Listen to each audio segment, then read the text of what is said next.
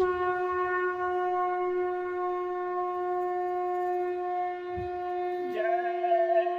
गुरुदेव। जय गुरुदेव।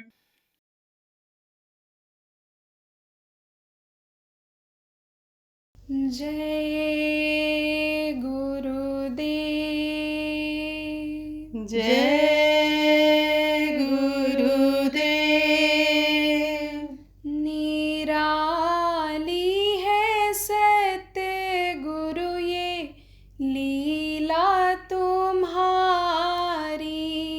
निराली है सतगुरु ये लीला तुम्हारी।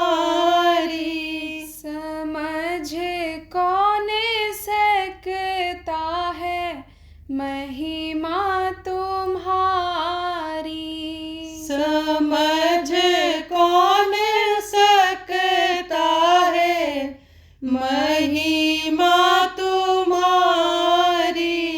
जिसे जैसे चाहो बना कर निकालो।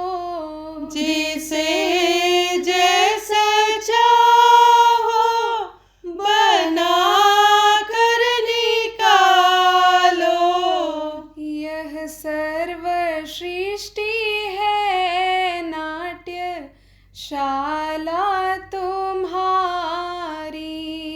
यह सर्व सृष्टि है नाट्यशाला तुम्हारी। निराली है सत्य गुरु ये लीला तुम्हारी। निराली है सतगुरु ये लीला तुम्हारी। नटों में कभी जब तुम आते हो नायक। नटों में कभी जब तुम आते हो नायक।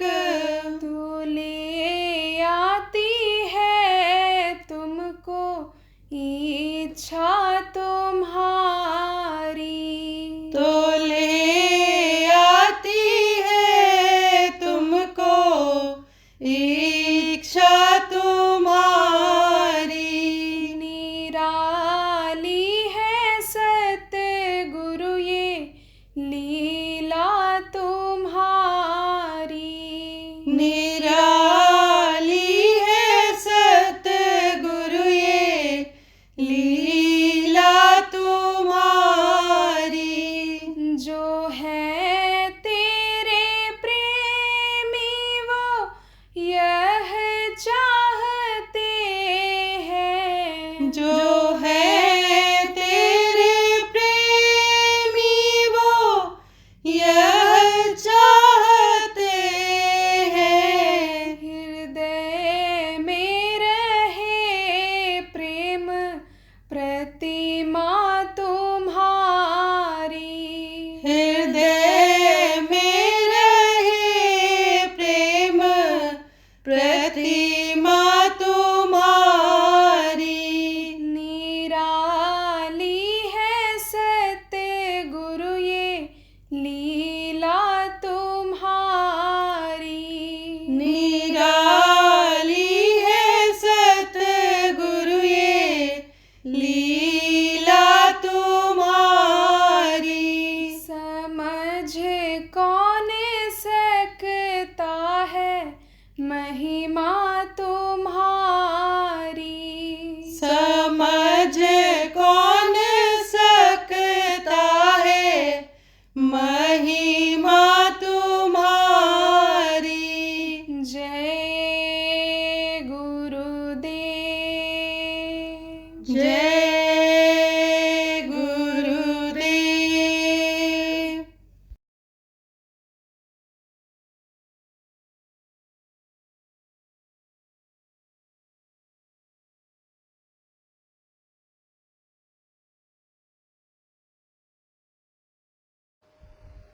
राजा जनक का नाम आप लोगों ने सुना होगा। अष्टावक्र जिनके गुरु थे और उन्होंने बोध कराया था। उसके बदले में उन्होंने समझो तन मन धन उनका दक्षिणा में मांग लिया था। तो तन उन्होंने समझो कि तन मन धन उन्होंने कहा ठीक है, क्योंकि उनको ये इच्छा थी कि हम मनुष्य शरीर में भगवान का दर्शन करें, देवी देवताओं का दर्शन करें। उनको इस बात का भान ज्ञान था कि इसीलिए यह मनुष्य शरीर मिला है, इसीलिए इसको दुर्लभ शरीर बताया गया है, क्योंकि इसी में भगवान मिलता है, भगवान का दर्शन होता है। मरने से पहले होता है तो हमको भगवान की प्राप्ति करनी चाहिए। बहुत कोशिश किया, बड़ा प्रयास किया, लेकिन कोई उनको बोध नहीं करा पाया। अष्टावक्र जी जब आए और तब उनसे जब इन्होंने किया, सवाल किया और जवाब वो जब दिए, प्रभावित हो गए।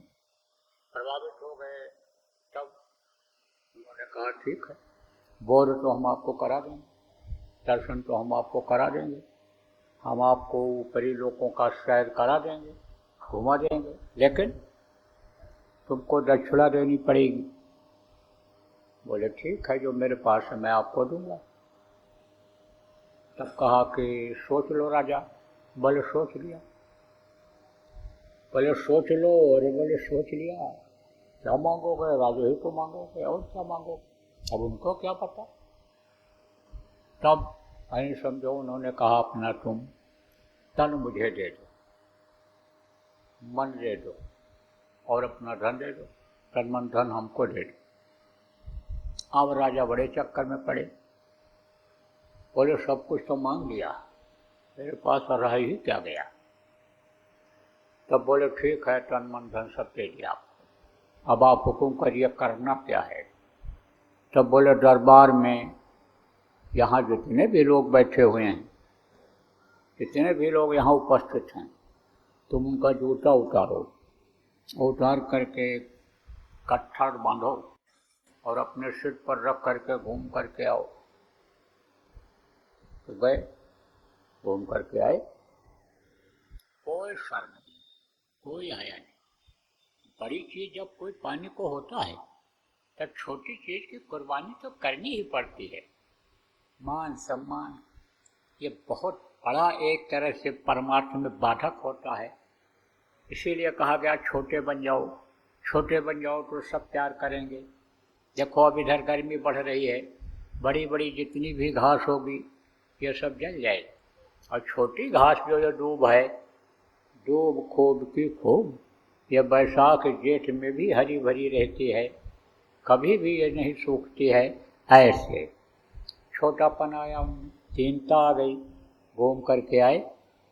अब वहीं जो लोग बैठे थे, कोई मुस्करा रहे हैं, कोई आश्चर्यचकित देख रहे हैं। राजा ने कहा बंद करो आँख, मूंदो आँख, कटो खोल दी, आँख बंद कर लो, कुछ देखो ही नहीं, कौन क्या कह रहा है ध्यान ही न दो, कैसा देख रहा है, क्या सोच रहा है, उसका उधर ध्यान ही न दो।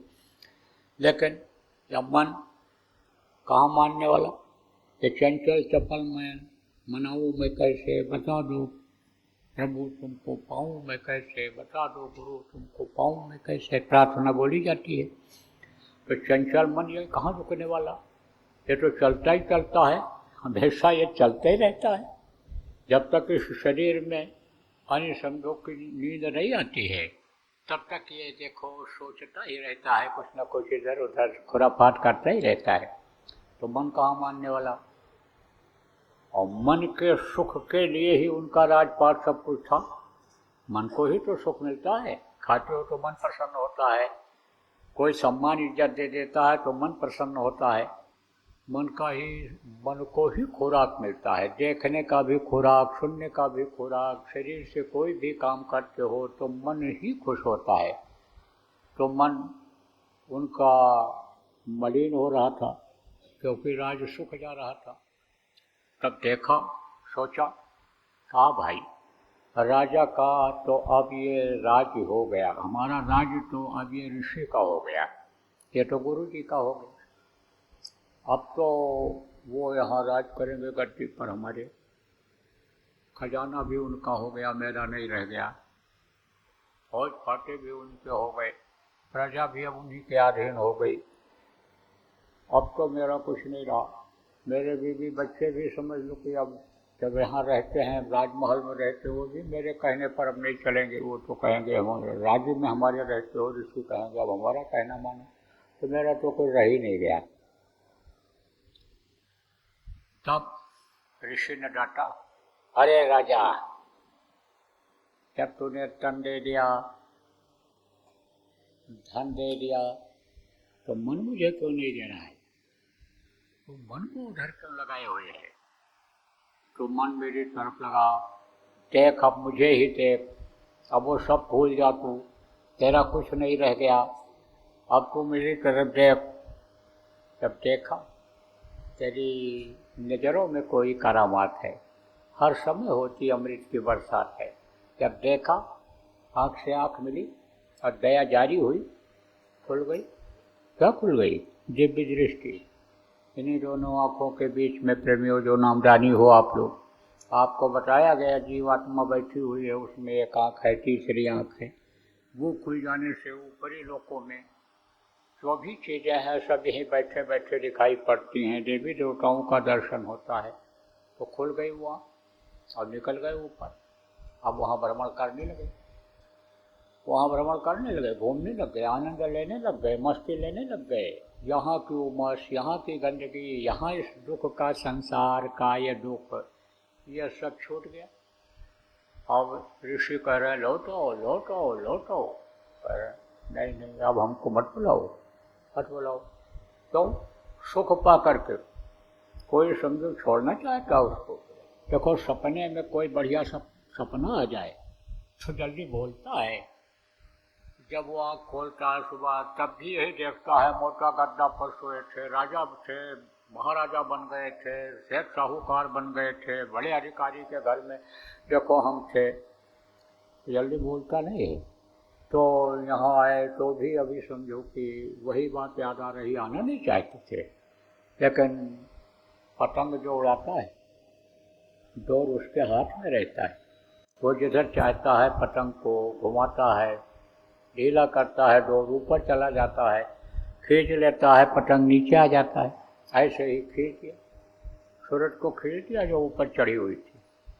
अब राजा यहाँ आया, फिर ऐसे देख रहा है कहाँ पहुँचे, कहाँ थे। तब ऋषि ने कहा, देख राजा, तेरा धन मन से मुझे, ऋषि ने कहा धन मन से तेरा राजा मेरे मतलब नहीं, मन भी तेरा, धन भी तेरा।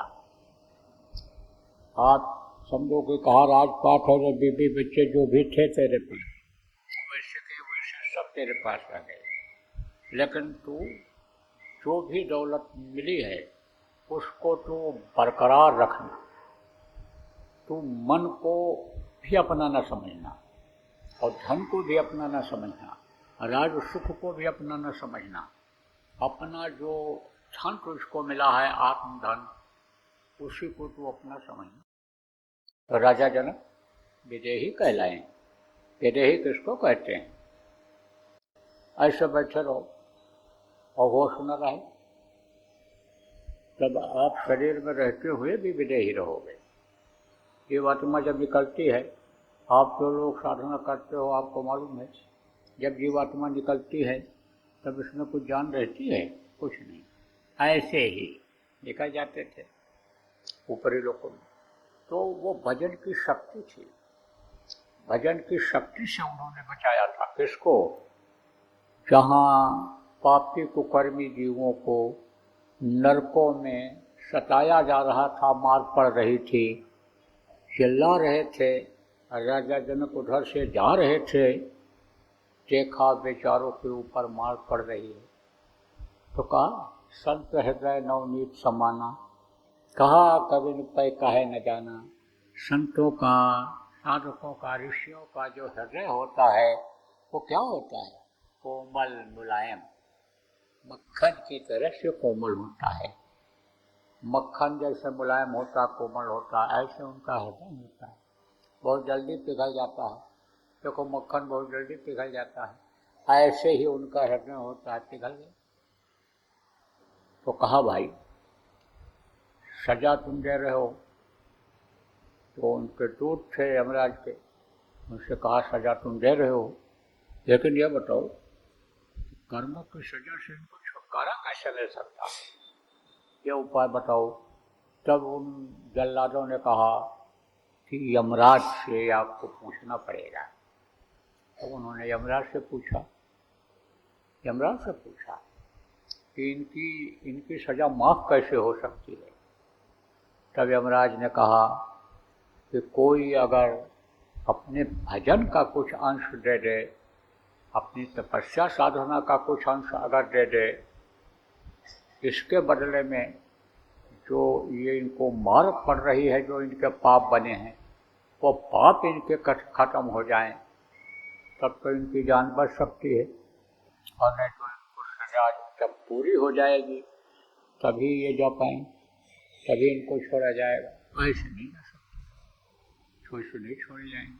तब उन्होंने यही जो साधना आपने किया, यही जो ध्यान लगाया, भजन किया, और इससे जो फल मिलता है, वो फल का जब 2.5 घड़ी का साधना उन्होंने दिया, तब जीवों की उनकी मोक्ष हो पाई थी, रक्षा हो पाई थी।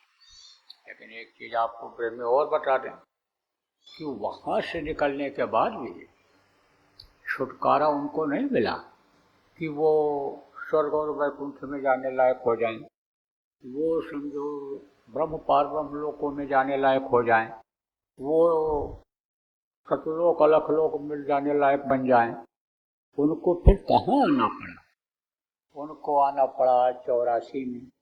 84 आप जानते हो, जो पुराने सत्संगी हो, आपको सत्संग में सुनाया जाता है कि ये जो जितने भी जीव हैं सब 84, चाहे वो कीड़े मकोड़े हों, चाहे जमीन से नीचे रहने वाले कीड़े हों, चाहे जमीन पर चलने वाले कीड़े मकोड़े हों, चाहे जमीन पर चलने वाले ये पक्षी हों, चाहे आसमान में उड़ने वाले ये पक्षी हों, चाहे जल में जो जीव रहते हैं ये हों, चाहे गाय बैल ऊँट बकरी हों, और चाहे हम आप, सब 84 में।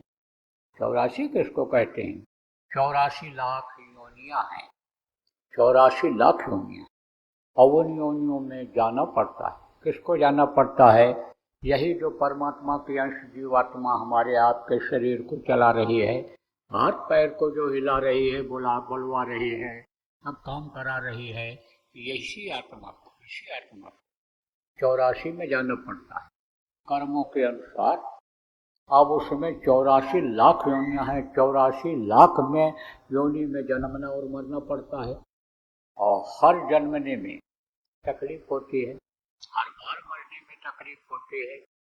चाहे वो कीड़े मकोड़े के बच्चे जन्म लें, चाहे ये पशु हों पक्षी हों, उनके बच्चे यानी समझो जन्म लें, और चाहे मनुष्य का बच्चा जन्म ले। कीड़े मकोड़ों के बच्चों की आवाज़ तो आप समझ नहीं पाते हो, उनको देख भी नहीं पाते हो, इतना ध्यान भी आपका नहीं रहता है। लेकिन मनुष्य का बच्चा जब पैदा होता है तो देखो रोता हुआ ही पैदा होता है, तो रोता हुआ। आज तक कोई भी बच्चा किसी का भी हो, हंसता हुआ मुस्कुराता हुआ तो पैदा नहीं हुआ। अब कोई रोता क्यों है? जब तकलीफ होती है तभी रोता है। अगर तकलीफ में कौन रोएगा? इतना तेज रोता है कि जितनी उसकी औकात नहीं होती है, उतना उसके शरीर में बल नहीं होता है, उतना तेज रोता है। कहाँ पहुँच गए? कहाँ थे? माँ के पेट में एक तरह से बंद थे, लेकिन उस समय पर ऊपर के नज़ारे उसको दिखाई पड़ते थे, ऊपरी लोगों की चीज़ें दिखाई पड़ती थीं, प्रभु का दर्शन हो जाया करता था। लेकिन बाहर निकलने के बाद वो हो गया बंद। तब चिल्लाया कहाँ पहुँच गए? वो जो नूर, वो प्रकाश और रोशनी जो 24 घंटे यानी समझो कि उसको मिल रही थी बच्चे को, वो आवाज़ गैबी आवाज़ अनहद वेदवाणी जिसको कहा गया, बच्चे को जो मिल रही थी वो हो गई बंद। तभी तो माताएं बच्चों को क्या दिखाती हैं? दीपक। दीपक को तो देखता है बच्चा, समझता तो है कि ये रोशनी है, लेकिन उस रोशनी के आगे ये बिल्कुल बेकार रोशनी, कुछ नहीं, कोई प्रकाश नहीं। आप ये समझो परम प्रकाश स्वरूप दिन रात्रि नहीं कट चाहिए दिया घट बाती, जहाँ दिया चुराग की कोई ज़रूरत ही नहीं है, प्रकाश ही प्रकाश है, वो रोशनी ही रोशनी है। वो रोशनी जब मिलती थी उसको, तब आप ये समझो कि वो मस्त रहता था। अब वो रोशनी तो इसमें है नहीं। जैसे ये हाइड्रोजन जल रहा है, अब कोई दीपक जलाओ तो रोशनी कमज़ोर रहेगी। आप सूरज निकल आएगा तो ये कितने भी हाइड्रोजन आप जला दो, ये उसके रोशनी के आगे टिके रहेंगे, है ना। कहा ना कि तारागण समुदाय यानी सकल सवन में लाभ हैं, लेकिन रब बिन रात न जाए, यानी जितना है संसार में सब चीज़ जला दिया जाए रात में। और ये तारागण और ये सब कितने भी तेज रोशनी दे दें, लेकिन रब बिन रात न जाए, यानी बगैर सूरज का प्रकाश नहीं होता है। समझो कि ये प्रकाश उसके सामने बेकार है। ऐसे ही वो रोशनी अंदर में मिलती थी, उसके सामने दीपक की रोशनी बेकार लगती है, तो देखता तो है वो, लेकिन चुप हो जाता है बच्चा पे थोड़ी देर के लिए देख करके। लेकिन जब देखता है कि सनानंद नहीं आ रहा है, फिर रोने लगता है, देख करके फिर रोने लगता है। माताएं देखो थाली बजाती हैं, थाली को सुन करके कि अनहद मेहरबानी जैसी आवाज़ है, घंटे जैसी आवाज़ है, घड़ियाल जैसी आवाज़ है, थाली को सुन करके थोड़ी देर के लिए चुप तो होता है, लेकिन फिर रोने लगता है। तो मैं आपको बता रहा था कि जन्मत मरत रुषा दुख हुई, जन्मते वक्त भी तकलीफ होती है, चाहे कोई भी बच्चा हो सबको तकलीफ होती है, और मरते वक्त भी तकलीफ होती है। हड्डी हड्डी चटकता है, आँख की रोशनी खत्म हो जाती, कान से सुनाई नहीं पड़ता, जबान तुतली हो जाती है। देखो मरते समय भी कोई भी मच्छर हो मक्खी हो, देखो आप जब मरने लगता है तो छटपटाता है, उलटता पलटता है, पंखों को फड़फड़ाता है। मरते समय आवाज़ में उसके मुँह से निकलती है, सुनाई नहीं पड़ता, समझ में नहीं आता है। या अचानक देखो किसी को मारो तो उसके मुँह से चिल्लाने की आवाज़ निकलती है। ऐसे ही मरते समय बहुत तकलीफ होती है। अभी तो मारते हैं, जो पाप की कुकर्मी जीव होते हैं उनको यमराज के भयंकर दूत जब आते हैं खाली कराने के लिए शरीर को बहुत मारते हैं, तो समझो वो बड़ी तकलीफ होती है। तो रोता है, चिल्लाता है, घबराता है। देखो बहुत से लोग चिल्लाने लगते हैं, देखो मार रहे हैं, काट रहे हैं, देखो ये बकरा सींग मार रहा है, ये भैंसा मार रहा है। ये जो जानवरों को आजकल बेरहमी से लोग काट करके मार करके खा जाते हैं, यह सब वहाँ बदला लेते हैं। मरते समय से ही बदला लेना शुरू कर देते हैं, सींग से मार देते हैं, दांतों से नोचने लगते हैं, तब जीव चिल्लाता है, रोता है। तो मरते समय भी तकलीफ और जीते समय भी तकलीफ। तो 84 में जाना पड़ जाता है चूक जाने पर, और 84 लाख योनियों के बाद तब कहीं मनुष्य शरीर मिलता है। कहा ना, लख 84 भरम कर और भर पग में अटक्यो आए, अब के पास आना पड़ा तो फिर 84 जाए। कितने बार 84 में गए, मनुष्य शरीर भी मिला, रास्ता बताने वाला कोई नहीं मिला, फंसे रह गए, इसी में डूबते उतराते रह गए। कहाँ ऐसे भवसागर। अब आप सब लोग भाग्यशाली हो कि जिनको 84 लाख योनियों में सबसे श्रेष्ठ शरीर मिला, जिसको देवता मांगते रहते हैं, तरसते रहते हैं। नर समान न कौनो देही, जीव चराचर जाचते ही, मांगते रहते हैं, वो आपको मिल गया। और गुरु महाराज जैसे समर्थ गुरु मिले कुछ लोगों को, नामदान आपको मिला, काफ़ी कुछ लोगों को नामदान मिल गया, अनमोल चीज़ मिल गई। जो रुपया पैसा धन दौलत से मिलने वाली चीज़ नहीं है, वो आपको मिल गई, मुफ्त में मिल गई। उसके बदले आपने क्या दिया? आप ये समझो आपके पास है ही क्या है जो आप देते? प्रेमियों, आपको गुरु महाराज जब मिले, जो पुराने लोग बैठे हो याद करो, गुरु महाराज जब मिले तो हम लोग क्या दे सकते थे? दुनिया की यही चीज़ें जो अपने पास थी, कपड़ा, अनाज, पानी, जो भी आपके पास था, जो भी हमारे पास था, वही तो दे सकते हैं। तो इससे बड़ी चीज़ जब उनके पास थी तो इसकी उनके लिए क्या कीमत है? उनके पास तो वो शक्ति थे कि जो इच्छा की मनमानी, और हर प्रताप का दुर्लभ नहीं, जिस चीज़ की इच्छा करो वो चीज़ हाजिर हो जाए। आप ये समझो, इच्छा करते ही चीज़ें हाजिर हो जाने वाली जब शक्ति उनके पास थी, तब उनको इसकी क्या ज़रूरत है, इसकी उनके लिए क्या कीमत थी? तो समझो कि हमको आपको कुछ देना भी नहीं पड़ा, और आसानी से गए और मिल गया, दे दिया उन्होंने। लेकिन दिया किस लिए है? कि बस पड़ा रहे, इसको बढ़ाओ, इससे कुछ हासिल करो, इससे यानी समझो प्राप्त करो। क्या प्राप्त करो? इस नाम की कमाई से धन की ज़रूरत है तो धन प्राप्त करो, लेकिन धन भी प्राप्त करो तो कितना प्राप्त करो? जितना ज़रूरत है। शरीर को चलाने के लिए कपड़े की ज़रूरत पड़ती है, शरीर के आराम करने के लिए, ठंडी गर्मी से बचाने के लिए घर की ज़रूरत पड़ती है, शरीर को मान सम्मान दिलाने के लिए दरवाजे पर कोई आ जाए भूखा धोखा, उसको खिलाने की चीज़ों की ज़रूरत पड़ती है। लड़का लड़की अगर हैं, पत्नी है, पति है, तो उनके सेवा के लिए जिन चीज़ों की ज़रूरत पड़ती है उन चीज़ों को इकट्ठा कर, उनको इकट्ठा कर। ज़्यादा इकट्ठा करने में फसाव बढ़ जाता है और आदमी की इच्छा की पूर्ति ही नहीं होती है, क्योंकि ये इच्छा अनंत है। इच्छा किसको कहते हैं? जैसे समझो कि आग में घी डाल दो और कहो कि इच्छा, यानी समझो कि आग बुझ जाए, तो वो बुझती नहीं है, आग और बढ़ जाती है। ऐसे ही इच्छा समझ लो कि इच्छा में की बढ़ोतरी हो जाती है जब इच्छाओं की पूर्ति कर दी जाती है।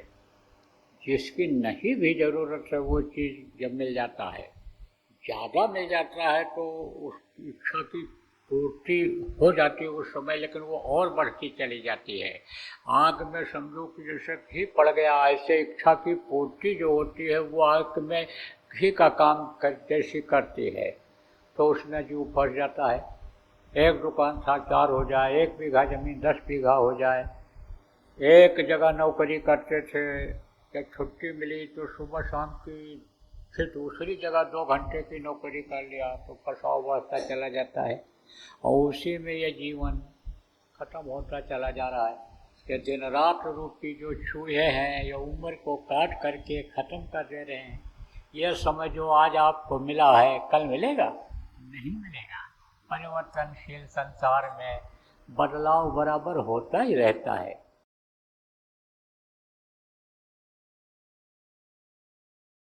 देखो प्रेमियों, कोई कितना भी प्रयास करे भारतीय संस्कृति को ख़त्म करने की, कर नहीं सकता है। कम और ज़्यादा तो होता रहेगा, लेकिन एक समय ऐसा आएगा कि भारतीय संस्कृति अपनाने से ही लोगों को शांति मिलेगी। भारत के ही लोगों को नहीं, पूरे विश्व के लोगों को।